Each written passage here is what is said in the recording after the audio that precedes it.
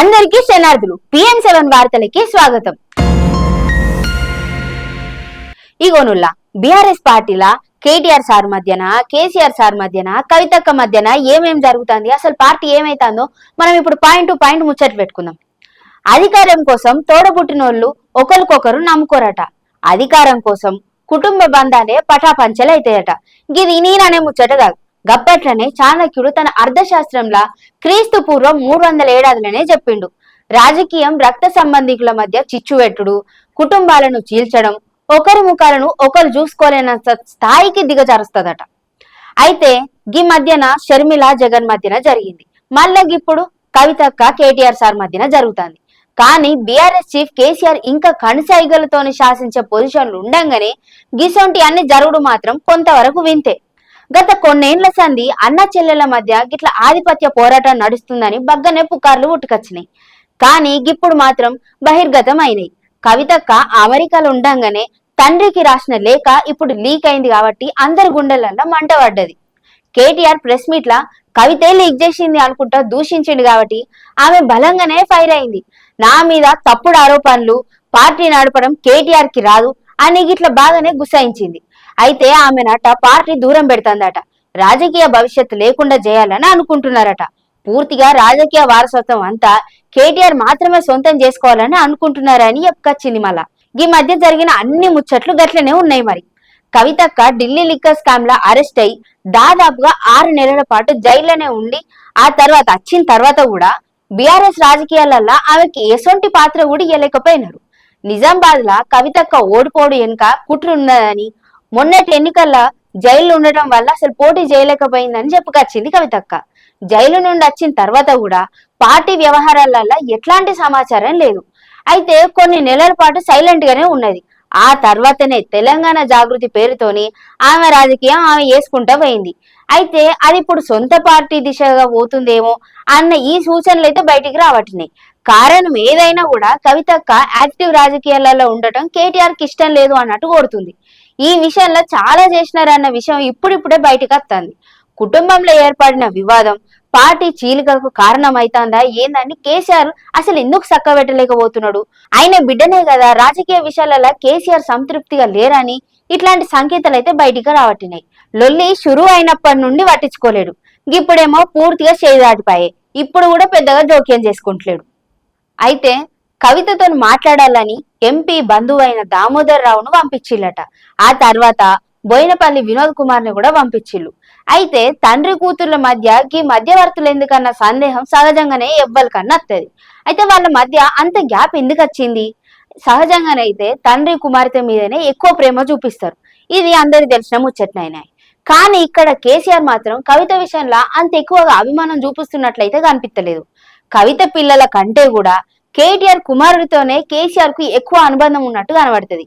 అయితే ఇప్పుడు సందర్భం వచ్చింది కాబట్టి ఈ ముచ్చట చెప్తాను. మనకి ఏడైనా కూడా గవ్వే కనిపిస్తాయి కానీ కవిత పిల్లలతో ఉన్నట్టయితే నాకు ఏడా కనిపించలేదు. సో అందుకే ఈ ముచ్చట చెప్పబట్టిన. అయితే ఎక్కువ ప్రాధాన్యం అయితే కేటీఆర్ పిల్లలకే ఇచ్చినట్టుగా అనిపిస్తుంది. కేటీఆర్ దారికి అడ్డం రావద్దని కవితకు పరోక్షంగా సంకేతాలు పంపుతున్నాడేమో అని రాజకీయ పుకార్లు అయితే ఉట్టుకొచ్చినాయి. ఈ పరిణామాలు కవితక్కను మరింత పట్టుదలగా మార్చాలని ఇట్లా ప్రస్తుత రాజకీయ పరిణామాలన్నీ నిరూపించబట్టినాయి. గతంలో కేసీఆర్ ఆయన పార్టీని జాతీయ పార్టీగా మార్చినప్పుడు రాష్ట్ర రాజకీయాలు కేటీఆర్ కి, జాతీయ రాజకీయాలు కవితకు అప్పచెప్పిండు. కవిత కేసీఆర్ ఏమో జాతీయ రాజకీయాల వ్యవహారాలను చూసుకున్నారు.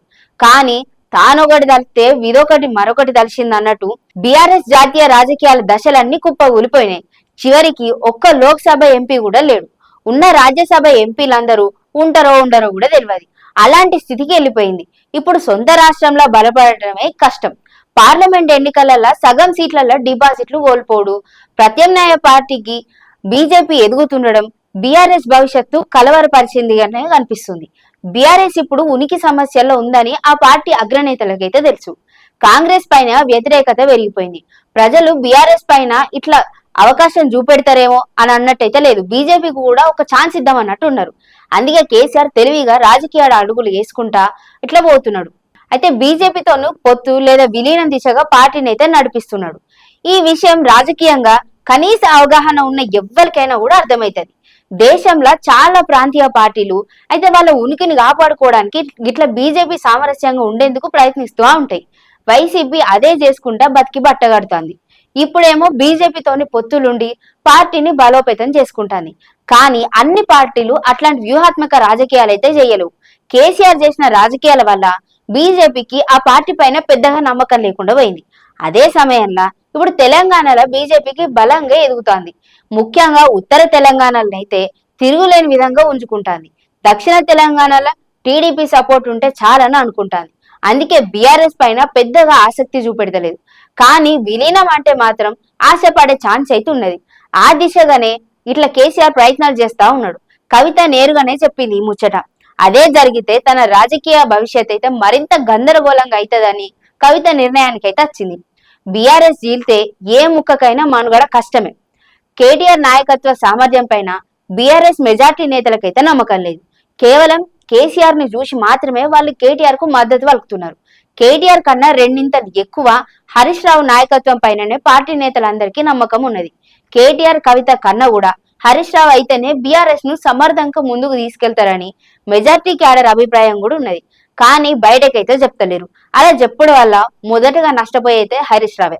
కానీ కేసీఆర్ కు ఇట్లా ఇచ్చిన మాట ప్రకారం ఆయన బయటకు రావడం అయితే లేదు.